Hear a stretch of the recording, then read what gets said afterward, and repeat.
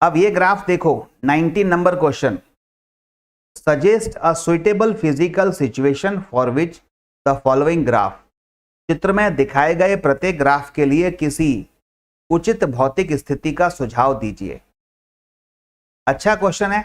इस ग्राफ इसमें भी एक साथ तीन चार क्वेश्चन, तीन चार क्या पांच छह क्वेश्चन फंसे हुए हैं, बहुत अच्छे अच्छे क्वेश्चन फंसे हुए हैं इसमें। देखो, इसने कहा कि ग्राफ यहां से स्टार्ट हुआ, पहले ग्राफ को सोचो, इसका नाम दे दूं मैं, ओ से ग्राफ स्टार्ट हुआ और सपोज ए तक, ये जो नाम ए भी दिए हैं उनको अपन भूल जाते हैं, अपन अपने नाम लिख देते हैं, ओ से ए तक, ए से इस पॉइंट पर बी तक, फिर ये है सी, ये है फिर डी और ये है ई। ठीक है, ओ से ए तक, ए से बी तक, बी से सी तक, सी से डी तक, डी से ई तक। एक एक भाग को समझना है कि एक एक भाग क्या प्रदर्शित कर रहा है। सबसे पहले देखें पहले डायग्राम का ओ ए भाग। ओ ए भाग क्या बता रहा है? ये ग्राफ किस में है? एक्सटी ग्राफ है। एक्सटी ग्राफ मतलब स्थिति समय ग्राफ है, पोजीशन टाइम ग्राफ है। तो ओ ए ग्राफ बता रहा है कि x बराबर 0 है, यानी ओ ए क्या बता रहा है कि कोई भी कण या वस्तु स्थिर है। अगर कण की बात करें, पार्टिकल की बात करें, तो पार्टिकल कैसा है? रेस्ट में है। इतनी अंग्रेजी तो समझ लोगे ना? ओके, पार्टिकल ओ से ए में रेस्ट में है। अच्छा, ए से बी में क्या हुआ जरा बताओ, इसी चित्र में ए से बी में क्या हुआ? ए से बी में कण ने अपनी स्थिति बदल ली, यानी थोड़ा कण ऊपर चला गया, स्थिति बदल दी। ऊपर चला गया मतलब कण थोड़ा खिसका, चला। चला मतलब ये ग्राफ दिख रहा है ऐसा, और इसकी स्लोप निकाल ली जाए। ये स्लोप दिख रही है, ये स्लोप दिख रही है आपको। जो स्लोप और स्थिति समय ग्राफ की स्लोप क्या बताती है? वेलोसिटी। यानी ए बी भाग में कुछ ना कुछ वेलोसिटी है। ठीक है, और वो वेलोसिटी कांस्टेंट है क्योंकि एंगल कांस्टेंट है।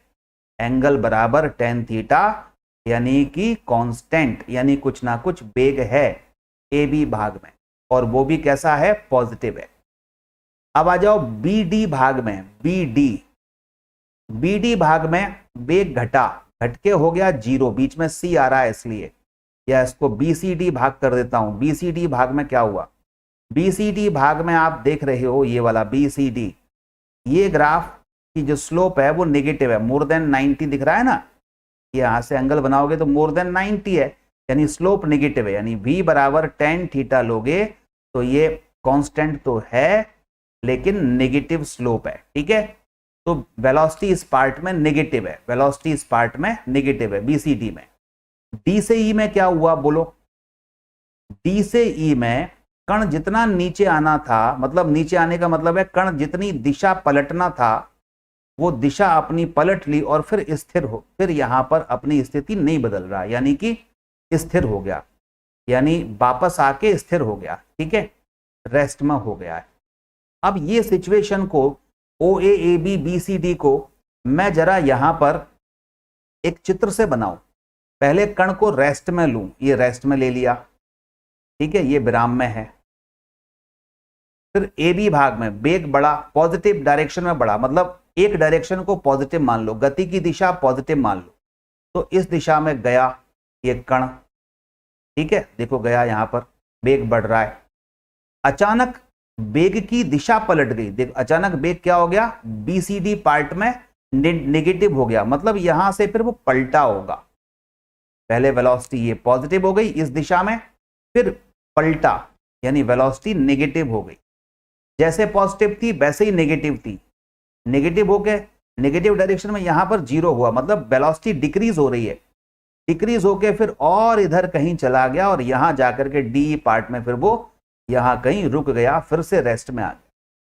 तो ऐसा कहीं हो रहा होगा, यानी ओ से ये चला यहां पर, ओ पर से ओ से ए तक तो रेस्ट में था, फिर ए से, ओ और ए एक ही जगह पर है, ए से यहां पर आ गया ये आपका बी पर, बी से ये बीच में यहां सी है, और इस तरह से बी से ये यहां पर सी है, और फिर रेस्ट में ही रहा अपोजिट डायरेक्शन में ऐसे।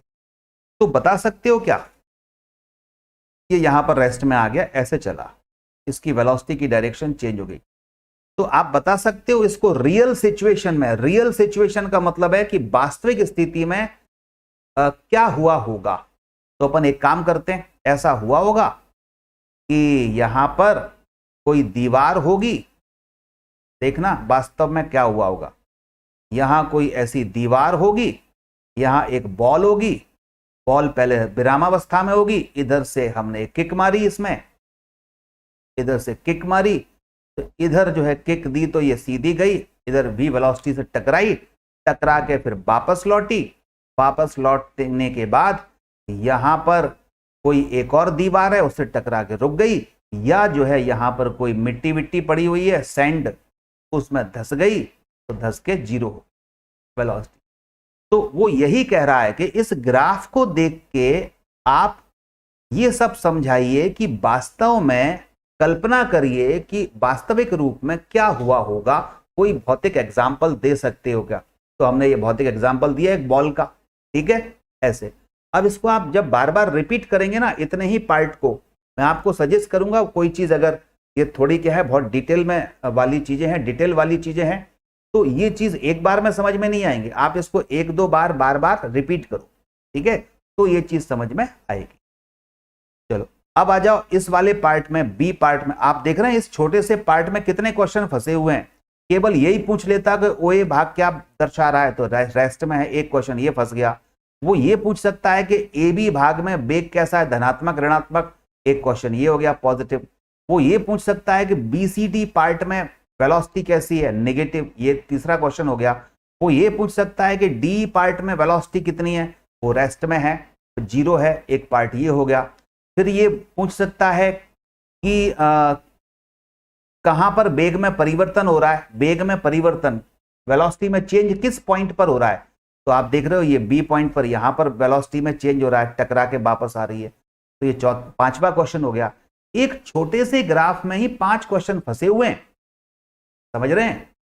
अब ऐसे ही इसमें फंसे होंगे, कुछ इसमें फंसे होंगे। तो आप देखो एनसीईआरटी में कितनी गागर में सागर फंसी, मतलब गागर में सागर है कि छोटे से इस ग्राफ के क्वेश्चन में ही कई क्वेश्चंस हैं, और नीट में या जेई में जब आते हैं तो इन्हीं में से कुछ बीच में से निकाल के एक क्वेश्चन बना के आ जाते, ठीक है ना। तो इसलिए इसको बहुत डिटेल में समझना है। ऐसा नहीं कि हमें आंसर याद हो गया कि अरे इसका आंसर तो ये है, याद कर लिया, इसका ये, इसका ये, ऐसे नहीं। उसको चीर फाड़ करते हुए, उसको पूरा ऑपरेशन करते हुए, एक एक भाग का अध्ययन करते हुए, बीच में उसके घुसते हुए आप देखो कि हो क्या रहा है, क्या सिचुएशन है, कौन सा पार्ट क्या शो कर रहा है, कौन से में क्या फॉर्मूला लगना है। 10-5 मिनट दो क्वेश्चन को, ठीक है ना, पूरा समझते हुए। फिर जब टेस्ट देंगे तो उसमें बीच बीच में से क्वेश्चंस मैं इसमें से बना के लेता हूं। तो टेस्ट में फिर स्पीड आनी चाहिए, स्पीड तभी आएगी जब इसको आप बहुत अच्छी तरीके से हर बात को समझेंगे, ठीक है। और ये जो एनसीईआरटी की जो मैं अभी पढ़ा रहा हूं या इसमें जो डिस्कस करा रहा हूं, ये चीजें भी तभी समझ में आएंगी जब आप मेरी रेगुलर बैच ज्वाइन कर लेंगे। बिना रेगुलर बैच के ये नहीं समझ पाओगे, क्योंकि सारे इसके कॉन्सेप्ट रेगुलर बैच में समझाए जाते हैं। अब तो इसको बस हम यहाँ पर उन कॉन्सेप्ट का यूज करके आपको बता रहे हैं कि ये चीज होती है, और ये पहले से आपको पता है। अगर नहीं पता है, ये कॉन्सेप्ट मैं जो इसके बता रहा हूँ वो रेगुलर बैच में ही सारे के सारे बताए जाते हैं। तो रेगुलर बैच स्टार्ट हो चुके हैं, सबको पता होगा, ठीक है। ऑफलाइन क्लासेस भी सुबह मंगल गुरु शनि में हिंदी मीडियम का 7:15 से और 9:30, और मंडे वेडनेसडे फ्राइडे 7:15 से 9:30 इंग्लिश मीडियम का बैच, ये बैच का टाइम है। कुछ स्पेशल क्लास होती हैं जो दोपहर में लगती हैं या शाम को लगती हैं। हर संडे को ऑनलाइन टेस्ट होता है, ठीक है। तो उसके लिए आपको एक ऐप डाउनलोड करना पड़ेगा, और वो ऐप क्या है, मनोज नायक फिजिक्स कॉन्सेप्ट। आप डाउनलोड कर लीजिएगा, नीचे स्क्रॉल पर चल भी रहा होगा सारी इंफॉर्मेशन, तो वो आपको रेगुलर वे में मिल रही होगी, ठीक है। चलिए फिर हम आगे बढ़ते हैं इस दूसरे ग्राफ पर। दूसरे ग्राफ पर देखो बच्चों क्या बोल रहा है। दूसरे ग्राफ पर यहां पर वीटी ग्राफ दिया है, अब एक्सटी ग्राफ नहीं है। अब आप मुझे बताओ वीटी ग्राफ क्या शो करता है।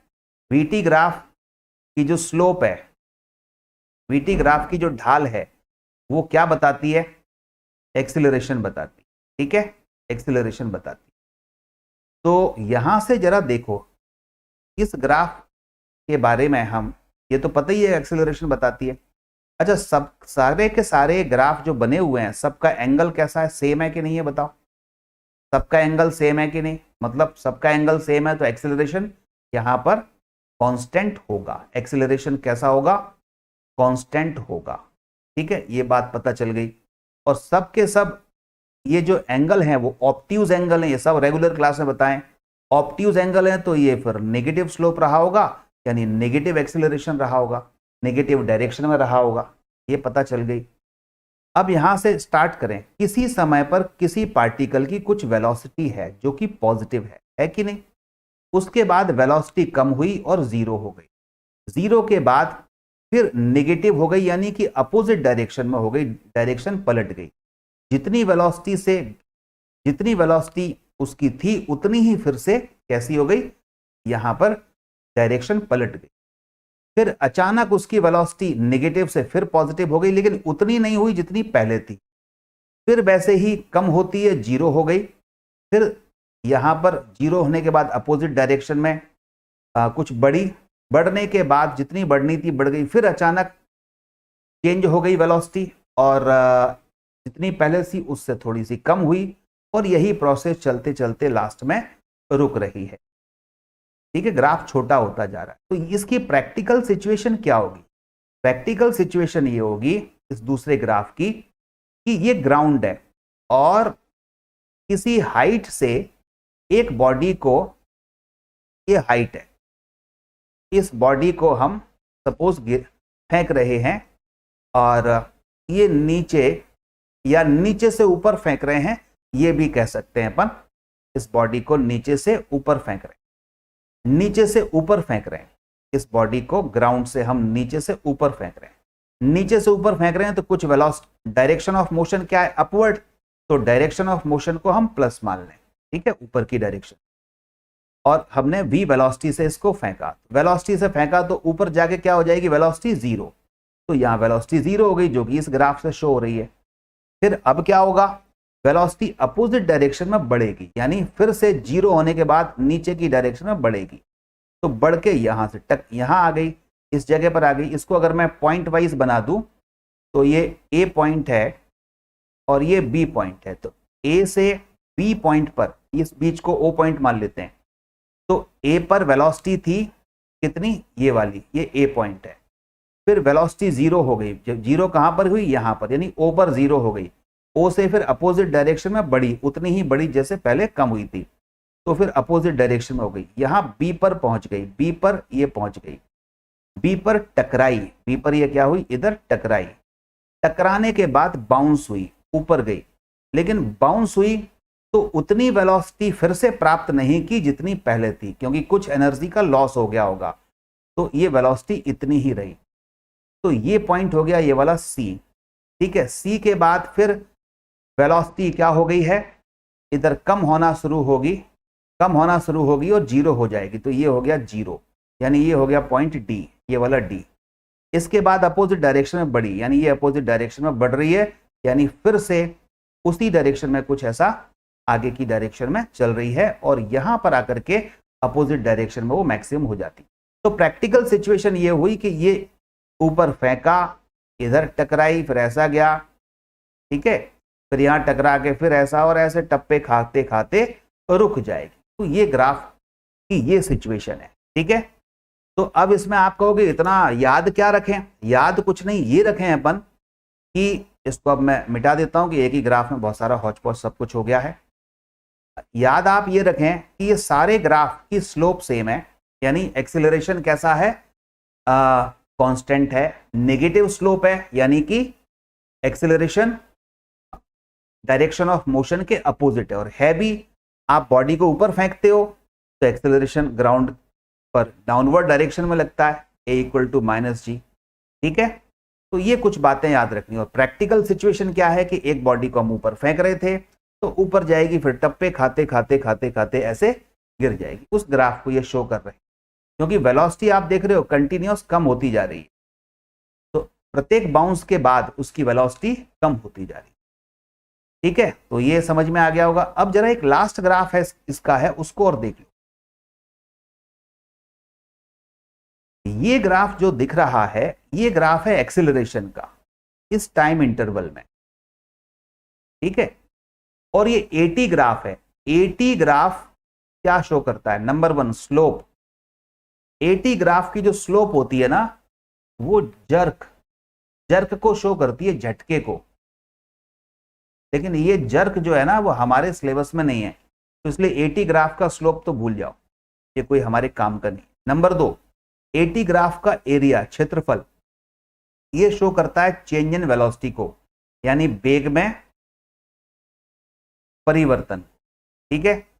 तो आप देख रहे हैं, यहां से स्टार्ट करें, यहां पर एक्सीलरेशन कांस्टेंट है इतने पार्ट में। देखो यहां से यहां तक इतने पार्ट में एक्सीलरेशन, यहां से देखें इतने पार्ट में एक्सीलरेशन कांस्टेंट क्या? जीरो है, क्योंकि यहां पर ये ग्राफ ऊपर जा ही नहीं रहा, तो जीरो है। एक्सीलरेशन जीरो है तो वेलोसिटी क्या हुई? कांस्टेंट, ठीक है।